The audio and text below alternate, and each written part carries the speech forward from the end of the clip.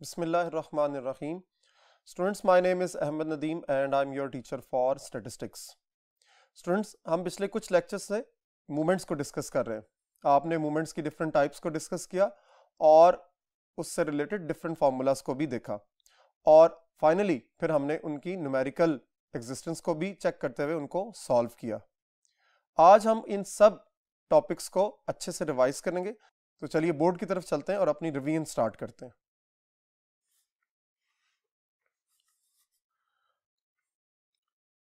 आपने मूवमेंट्स के हवाले से सबसे पहले ये जाना कि मूवमेंट्स जो है वो कुछ कैरेक्टरिस्टिक्स है, यानी मूवमेंट्स आर सम वैल्यूज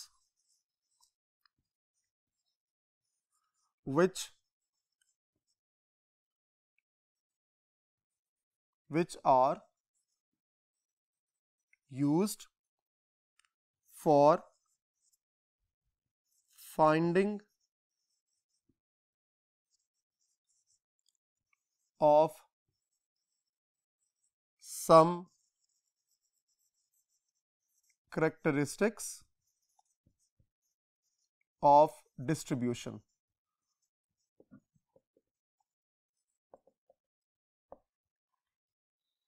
हमने ये देखा कि ये करेक्टरिस्टिक्स कौन से थे. ठीक है जी. इन करेक्टरिस्टिक्स में जो इंपॉर्टेंट थे वो centre, dispersion and shape of distribution.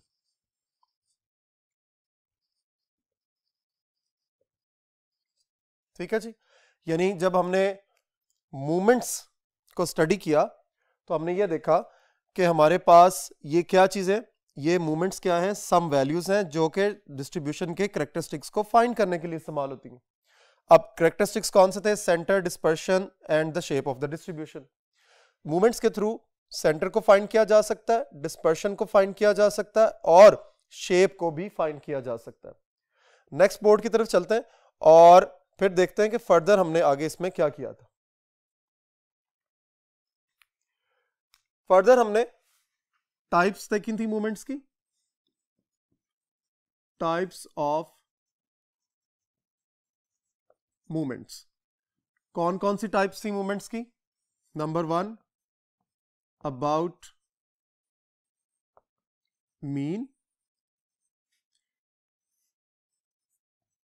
About ए और स्लैश यू, और इसी के अंदर हमने फर्दर अबाउट जीरो भी देखा. ठीक है जी. अगर अबाउट मीन की बात करें तो अबाउट मीन में हमने M1, M2, M3 और M4 की बात की थी. These are 4 movements about mean. और जब हम अबाउट ऑर्बिट्रेरी रीजन आते हैं, चाहे वो ए के अगेंस्ट हो, यू के अगेंस्ट हो या अबाउट जीरो के अगेंस्ट हो, तो फिर हमने बात की कि these are M1 bar, M2 bar, M3 bar and M4 bar. ठीक है जी. तो general formula for movements about mean क्या था? MR is equals to sigma x minus x bar की power r over n for ungrouped data and sigma f times x minus x bar की power r divided by sigma f for group data. ठीक है जी. इसी तरह जब हमने arbitrary origin के हवाले से बात की तो आर्बिट्रेरी ओरिजिन में अबाउट ए में हमने देखा कि as D is equals to X minus A, तो फिर हमारे पास एम आर बार का जो फॉर्मूला होगा सिग्मा डी की power r over n for ungroup data और सिग्मा एफ डी की power r over sigma f for group data. This is r, mind it. ये थोड़ा सा स्मॉल है फॉन्ट साइज, इसलिए शायद आपको क्लियर ना हो. This is r, f d की पावर आर. ठीक है जी. नेक्स्ट बोर्ड की तरफ चलते हैं, न्यू फॉर्मूलाज को देखते हैं जी. हमने अबाउट यू भी देखा. यू एक्चुअली स्केल है, तो उसमें हमारा फॉर्मूला क्या बनता था, m1 बार is equal to sigma u की power r over n multiply by h की पावर r. ठीक है, फॉर अनग्रुप डेटा.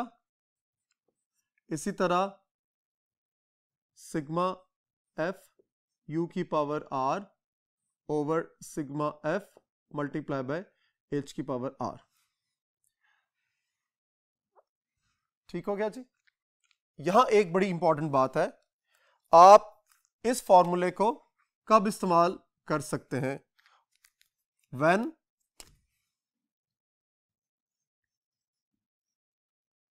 डेटा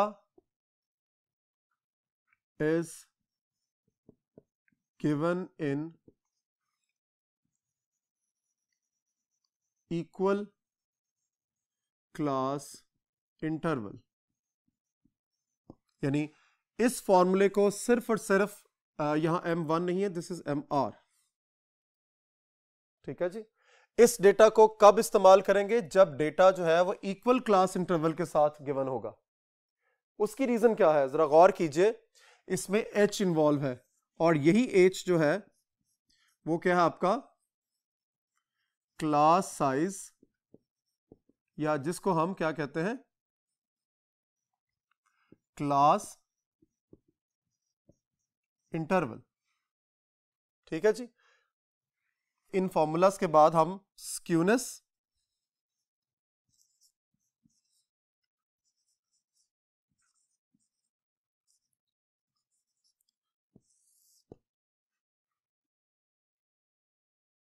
इन सब फॉर्मूलाज के बाद हमने स्क्यूनेस को डिस्कस किया था.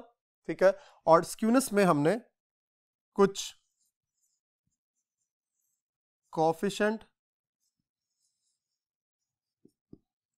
ऑफ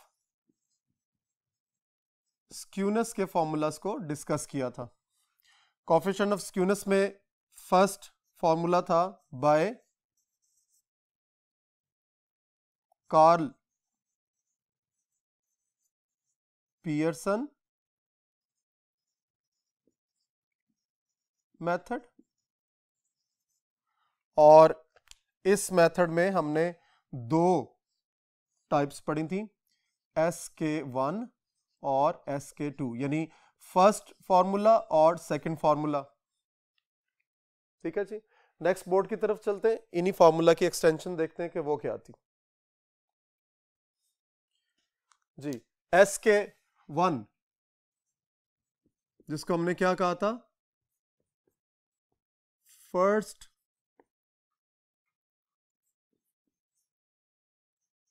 पियर्सन्स फॉर्मूला, और वो क्या था जी, SK1 इज इक्वल टू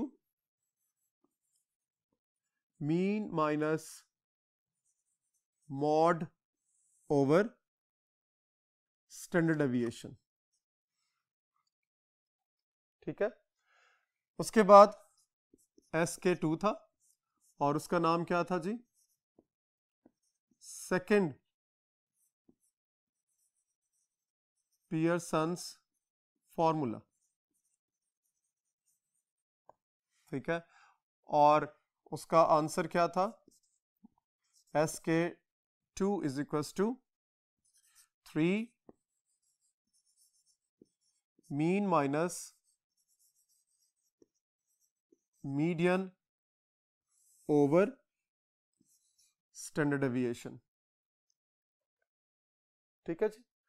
यानी mean minus median over standard deviation. अब इस पर्टिकुलर टॉपिक्स में आपने इस चीज को भी रिवाइज किया कि हमें यहां पर कुछ मेजर्स ऑफ लोकेशन चाहिए और कुछ आपके पास मेजर्स ऑफ डिस्पर्शन में से था। मेजर्स ऑफ लोकेशन में इन दोनों फॉर्मूलाज के हवाले से अगर बात करें तो मेजर्स ऑफ लोकेशन में हमें क्या कुछ था, रिक्वायर्ड मीन और मीडियन। इसी तरह मेजर्स ऑफ डिस्पर्शन में हमने स्टैंडर्ड डेविएशन यानी एस को कैलकुलेट किया। क्लियर होगी बात? अब वापस बोर्ड 1 की तरफ चलते हैं और देखते हैं मजीद हमने क्या पढ़ा था।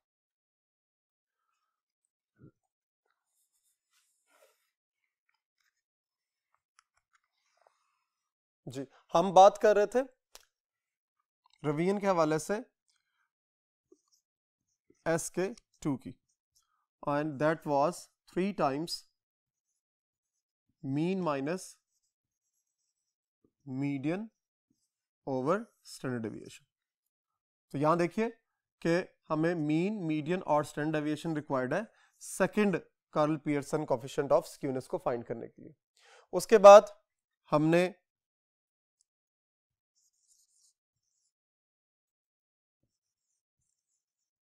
बॉलेस मेथड को भी यूज किया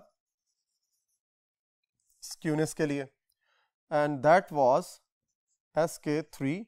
हम उसको सिंपल SK भी लिख सकते हैं, लेकिन चूंकि वो सीक्वेंस में आ रहा होता है SK1 SK2 और फिर इसलिए उसको SK3 रखा जाता है। That was Q3 plus Q1 minus 2Q2 divided by Q3 minus Q1। यानी आपको अगर बॉलेस का मेथड अप्लाई करना है स्क्यूनेस के लिए तो आप क्या करते हैं, आपको 3 क्वार्टाइल्स चाहिए, Q1 Q2 और Q3, और इस फॉर्मूले के मुताबिक फिर उसकी कैलकुलेशंस हो जाती हैं। ठीक है जी। अब नेक्स्ट बोर्ड की तरफ चलते हैं और नेक्स्ट फॉर्मूलाज को देखते हैं कि हमने उसमें क्या देखा। स्क्यूनेस के बाद we discussed kurtosis.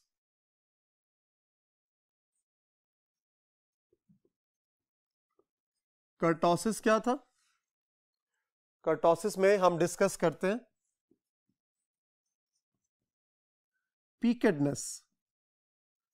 पीकेडनेस of distribution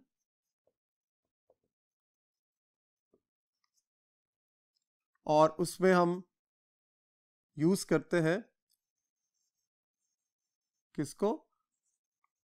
moments ratio को। ठीक है,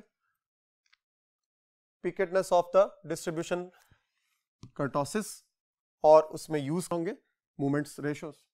अब इसमें जो फर्स्ट मोमेंट रेशो थी वो थी फॉर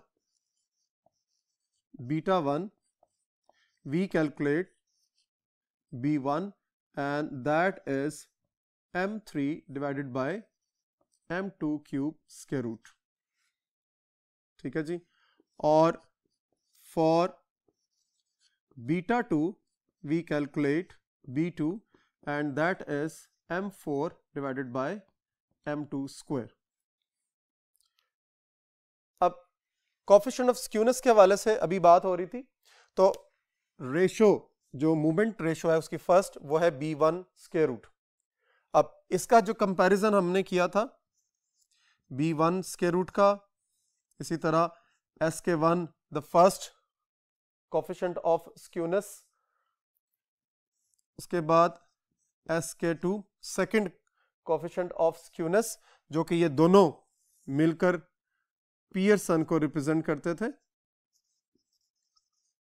और उसके बाद SK3 जो कि बॉलेस के लिए हमने यूज किया था। इन चारों का जो कंपैरिजन है वो किससे हम करते थे? कंपेयर विद 0, यानी हम 0 को कंसिडर करते थे और उसको कंपैरिजन करते हुए इसके आंसर्स को लिखते थे। अब उसमें ये क्या होता था कि अगर हम ये सारे कोफिशिएंट्स, यानी मैं कंबाइन एक ब्लॉक बना रहा हूं, अगर ये ग्रेटर देन 0 होते थे तो हम कहते थे पॉजिटिवली स्क्यूड डेटा, अगर ये इक्वल्स टू 0 होता था तो फिर हम क्या कहते थे, सिमेट्रिकल डेटा, और फाइनली अगर ये लेस देन 0 है तो हम कहते थे नेगेटिवली स्क्यूड डेटा या डिस्ट्रीब्यूशन। इस तरह हम कोफिशिएंट ऑफ स्क्यूनेस को 0 से कंपेयर करते थे, जबकि कोफिशिएंट ऑफ कर्टोसिस, यानी जो कर्टोसिस के हवाले से हमारे पास फॉर्मूला था, उसका कंपैरिजन हम किससे करते थे, 3 से। कंपेयर विद 3, ठीक है जी। यानी 3 के हवाले से हम देखते थे कि B2 का आंसर क्या आ रहा है, ठीक है। अब यहां थोड़ा सा मैं इसको एलैबोरेट कर देता हूं कि B2 का आंसर हम देखते थे ग्रेटर देन 3, इक्वल्स टू 3 और लेस देन 3, ठीक है। ग्रेटर देन की सूरत में हम कौन सा अल्फाबेट यूज करते थे, L, यानी लेप्टोकार्टिक, और इक्वल्स टू 3 M, यानी मेसोकार्टिक, और लेस देन 3 के लिए P, यानी प्लेटिकार्टिक। यानी ये डिस्ट्रीब्यूशंस के नाम होते थे कि अगर B2 जो है उसका आंसर 3 से बड़ा आ जाता तो हम क्या कहते थे कि इट इज लेप्टोकार्टिक डिस्ट्रीब्यूशन। अगर B2 का आंसर 3 के इक्वल आ जाता था तो हम कहते थे कि ये मेसोकार्टिक डिस्ट्रीब्यूशन है, और अगर लेस देन 3 आता था तो हम कहते थे कि ये प्लेटिकार्टिक डिस्ट्रीब्यूशन है, ठीक है जी। नेक्स्ट बोर्ड की तरफ चलते हैं और मजीद देखते हैं जी। उसके बाद हमने बड़ा एक इंपॉर्टेंट टॉपिक देखा था, relationship between movements about mean and about arbitrary region. अब इस आर्बिट्ररी रीजन में जो है वो हम A को भी कंसिडर करते थे और 0 को भी कंसिडर करते थे। यानी ये जो मूवमेंट्स आते थे ये होते थे M1 bar, M2 bar, M3 बार और M4 बार, ठीक है। और जो मूवमेंट्स अबाउट मीन थे वो कौन से थे जी, movements about mean M1, M2, M3 और M4। यानी हमने रिलेशनशिप में ये देखा कि किस तरह हम M1, M2, M3 और M4 की वैल्यू को कैलकुलेट कर सकते हैं थ्रू M1 बार, M2 बार और M3 बार और M4 बार, ठीक है जी। तो ये पहला रिलेशनशिप था कि अगर M1 first moment about mean आपने कैलकुलेट करना है तो आपने M1 बार माइनस M1 बार करना है। ऑब्वियसली फिर क्या होगा, इसका आंसर जो है वो 0 आता है, ठीक है। उसके बाद सेकंड मोमेंट अबाउट मीन अगर आपने कैलकुलेट करना है तो आपने M2 बार में से M1 बार के स्क्वायर को माइनस कर देना। दिस मींस कि M2 को, यानी सेकंड मोमेंट अबाउट मीन को कैलकुलेट करने के लिए आपको आर्बिट्रेरी ओरिजिन में से M2 बार और M1 बार रिक्वायर्ड होता था, ठीक है जी। उसके बाद जब हम M3 को फाइंड करना चाहते हैं तो उसमें M3 बार माइनस 3 टाइम्स M2 बार M1 बार प्लस 2 टाइम्स M1 बार की पावर 4। तो इसमें देखिए आपको क्या क्या रिक्वायरमेंट थी, M3 bar, M2 bar and M1 बार, ठीक है। इसीलिए मैंने यहां पर एक सिस्टम जनरेट किया था और आपको बताया था कि आप इस तरह याद रख लें कि अगर M2 फाइंड करना है तो 2 और 1 चाहिए किसके, आर्बिट्रेरी रीजन के, और अगर आपने M3 कैलकुलेट करना है, third moment about mean calculate करना है, तो फिर आपको आर्बिट्रेरी रीजन के 3 मोमेंट्स चाहिए, 3, 2 और 1। जरा कॉन्सेप्ट को देखिए, 2 चाहिए तो 2 और 1, 3 चाहिए तो 3 2 1, ठीक है। उसके बाद अब आगे चलिए, फोर्थ मूवमेंट अबाउट मीन, उसमें m4 बार माइनस 4 टाइम्स m3 बार m1 बार प्लस 6 टाइम्स m2 बार m1 bar square minus 3 times m1 बार की पावर 4। इसमें देखिए, इसमें क्या चाहिए आपको, इसमें आपको 4 3 2 और 1 सारे चाहिए जब आपने m4 को कैलकुलेट करना है। सो ये हिंट्स थे, ये छोटे छोटे हिंट्स थे जो आपने याद रखने कि जब m1 निकालना है तो m1 बार ही चाहिए, लेकिन जब m2 निकालना है तो 2 और 1, यानी उस पर्टिकुलर मूवमेंट के नंबर से स्टार्ट होकर आपने 1 तक मूव करना है, यानी 2 है तो 2 1, और जब third movement about mean calculate करना है तो 3 2 1 कैलकुलेट करना है, यानी उस पर्टिकुलर मूवमेंट से स्टार्ट किया आपने, यानी थर्ड मूवमेंट अगर कैलकुलेट कर रहे हैं तो ऑर्बिटरी ओरिजिन का थर्ड चाहिए, और उसके बाद कहां तक नीचे जाना है, 3 2 और 1। उसके बाद फोर्थ मूवमेंट अगर कैलकुलेट करना है तो फिर वही रूल कि फोर्थ से स्टार्ट करेंगे, यानी ऑर्बिटरी ओरिजिन का फोर्थ मूवमेंट रिक्वायर्ड होगा 4, और फिर कहां तक जाना है, 3 2 और 1। इस तरह आपकी ये हिंट्स के थ्रू आपकी जो लर्निंग है वो बड़ी स्ट्रेंथन हो जाती है। नेक्स्ट बोर्ड की तरफ चलते हैं और देखते हैं आगे हमने और क्या पढ़ा था। Mean and variance by the movements, यानी मीन और वेरिएंस को हमने मूवमेंट्स के थ्रू कैसे फाइंड किया था, तो उसमें जो फॉर्मूला था for mean x bar is equal to a plus m1 bar, और इसमें a क्या था, एनी assumed और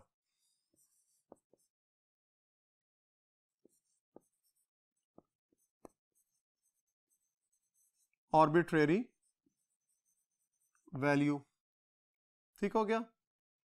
उसके बाद अगर हमने ये क्या जी, फर्स्ट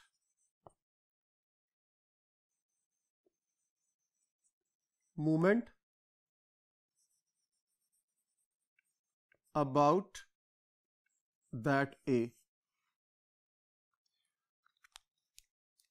नेक्स्ट वेरिएंस जब हमने फाइंड करना था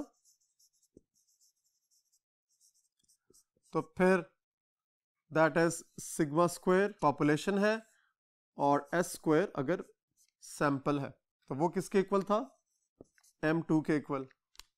और गौर कीजिए कि जब m2 की बारी आएगी तो हमें m2 बार माइनस m1 बार का स्क्वायर चाहिए।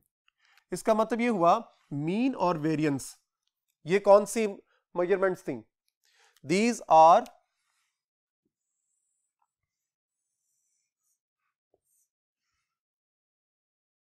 two different measures, one belongs to measurement of central tendency जिसको हमने measures of location भी कहा, और second measure is the measurement of dispersion, ठीक है। सो आप ये देखिए कि हमने measures of location और measures of dispersion भी मूवमेंट्स के थ्रू फाइंड कर ली, ठीक है जी। वापस चलते हैं बोर्ड 1 की तरफ और देखते हैं कि इस चैप्टर में मजीद क्या था।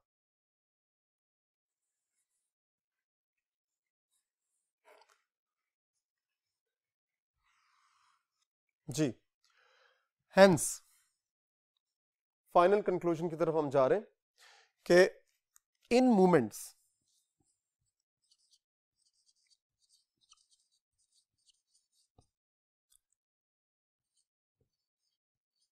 वी कैलकुलेट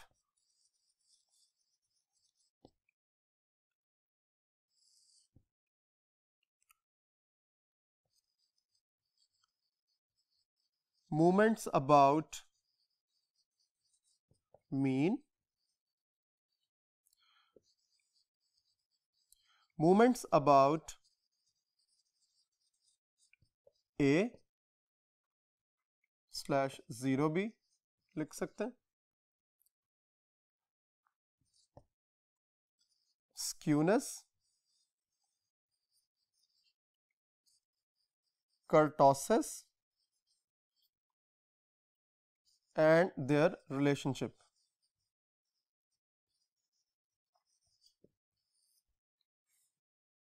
ठीक हो गया। अब नेक्स्ट बोर्ड की तरफ चलते हैं और इन्हीं पॉइंट्स को आगे एक्सटेंड करते हैं और देखते हैं कि हमने और इसमें किस अंदाज में कैलकुलेशंस की हैं। जी, मूवमेंट्स को जब हमने स्टार्ट किया था तो हमने एक करैक्टरिस्टिक पढ़ा था कि मूवमेंट्स के थ्रू हम डिस्ट्रीब्यूशन के करैक्टरिस्टिक्स को फाइंड करने की कोशिश करते हैं। यानी ये मूवमेंट्स का एक खास पॉइंट था कि जिसके थ्रू हमने ये समझने की कोशिश की थी कि मूवमेंट्स क्यों इतने ज्यादा इंपॉर्टेंट है। तो आप देखिए कि हमने इसमें वो सारे काम कंप्लीट किए, यानी मूवमेंट्स के थ्रू हमने बाय मूवमेंट्स आप ये कह सकते हैं कौन कौन से करैक्टरिस्टिक्स देखे। हमने सेंटर को फाइंड किया, हमने सेंटर को फाइंड किया, एक्स बार वो सेंट्रल मेजर है, ठीक है जी। और वो क्या उसका फॉर्मूला था, अभी हमने थोड़ी देर पहले भी रिवाइज किया, that is a plus m1 bar. So movement ने ये बात साबित कर दी कि वो डिस्ट्रीब्यूशन के करैक्टरिस्टिक्स को फाइंड करने में आपकी हेल्प करते हैं। उसके बाद हमने जो बड़ा इंपॉर्टेंट करैक्टरिस्टिक है डिस्पर्शन, हमने इसको भी कैलकुलेट किया और वो था वेरिएंस स्लैश स्टैंडर्ड डेविएशन, ठीक है जी। अब स्टैंडर्ड डेविएशन हमने कैसे फाइंड किया था, पहले एस स्क्वायर वेरिएंस को देखते हैं, that is equal to m2 second movement about mean. और स्टैंडर्ड डेविएशन कैसे आएगा, स्क्वायर रूट ऑफ m2। ये एक इंपॉर्टेंट फेज था मूवमेंट्स के हवाले से। उसके बाद हमने जो और इससे भी ज्यादा इंपॉर्टेंट पोर्शन था जो कि मेजरमेंट ऑफ सेंट्रल टेंडेंसी और मेजर्स ऑफ डिस्पर्शन के अंदर आमतौर पर इसको डिस्कस बहुत ब्रीफ अंदाज में नहीं किया जाता, वो था shape of distribution. So shape of the distribution में हमने स्क्यूनेस एंड कर्टोसिस को भी डिस्कस कर लिया। स्क्यूनेस जो है वो अबाउट टेल है और कर्टोसिस जो है अबाउट पीकेडनेस।